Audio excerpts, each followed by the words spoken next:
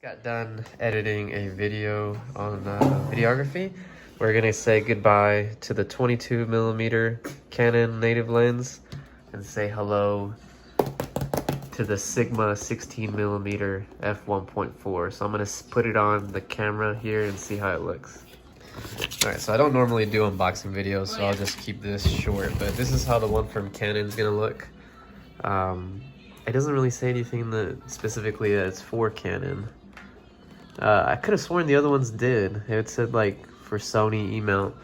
All right, so let's test side. Alrighty, so here it goes. I've had this on my camera for the majority of my work, so pretty excited to try this new one. Again, this is a Canon M50. Woo! Hot doggy.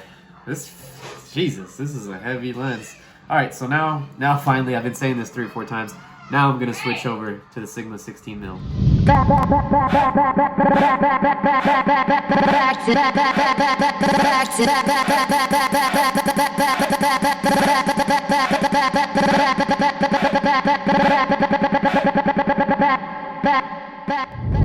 Alrighty, so this is going to be a short video. I'm just doing a test on the stabilization for this new lens that I got. This is the 16mm Sigma f1.4 for Canon EFM line. I have a Canon M50, so the one thing that worried me when I got this was the lack of OIS.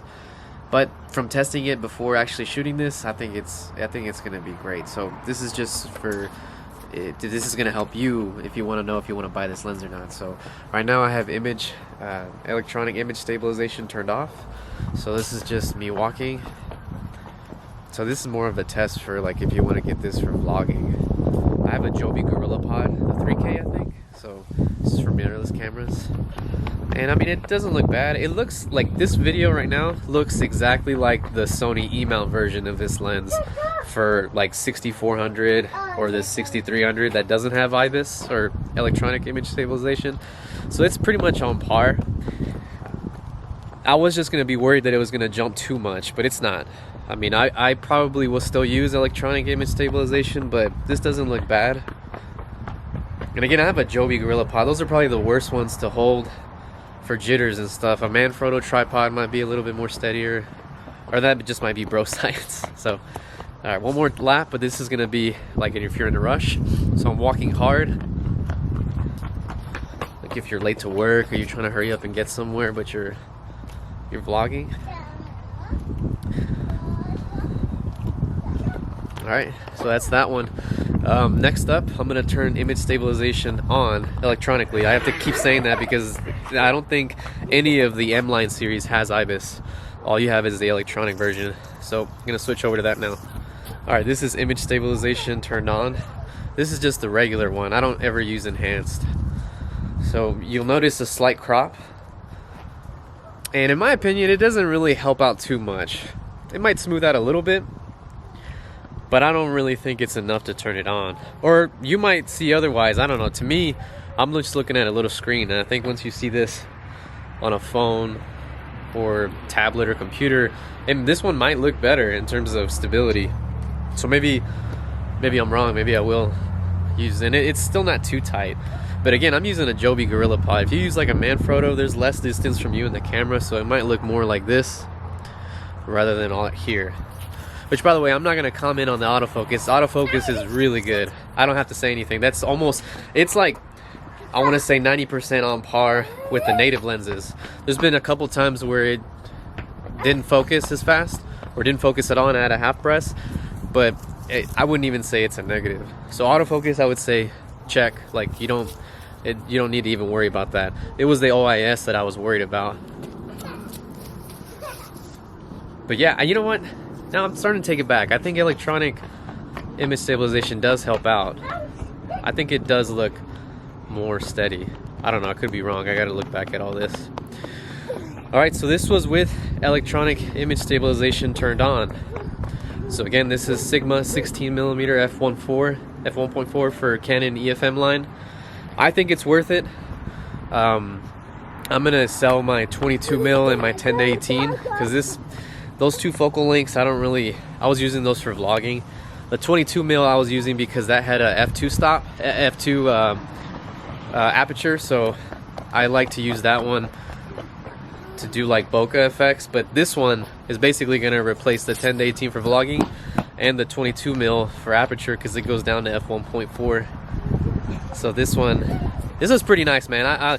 If I had to recommend if you buy this or not, I think it's worth it. Right now it's $450 though, so it's kind of pricey. But you know, people who don't think it's pricey are the ones buying like thousands of dollars of equipment. If you're just a regular dude like me who just makes family vlogs and a couple of videos for other people and stuff, $450 might seem like a lot, but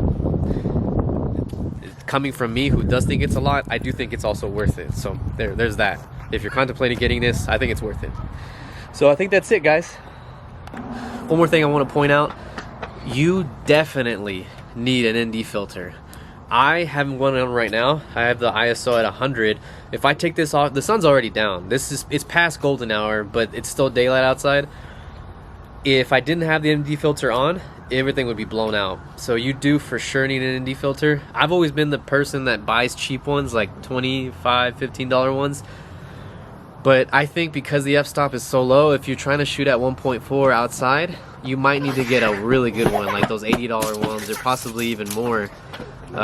Because this lens, the aperture is so low that the slightest bit of light outside will just blow it out. So that's my only recommendation. Autofocus is great. The stabilization, I mean, it wasn't too shaky, but with electronic it definitely helps out, and it's still a good focal length, I guess. But definitely get an ND filter. You could just get a cheap one at first and you'll see what I'm talking about, that even at max, like right now I'm at the minimum, so, but even at max, if I max this ND filter out, if I was outside under harsh sunlight, it would still be blown out. But yeah, this was just a quick video. It's not like my usually ones. It's just kind of to help somebody else out if you want thinking about buying this lens, because as of right now, unless I'm wrong, me and somebody else are the only ones who have a video out on this lens. So it just came out though, so I would imagine in the coming months or years there'll be a lot more people who are better at reviewing lens that will do one to help you know if you want to buy one or not. So otherwise, thank you so much for watching. See you next time.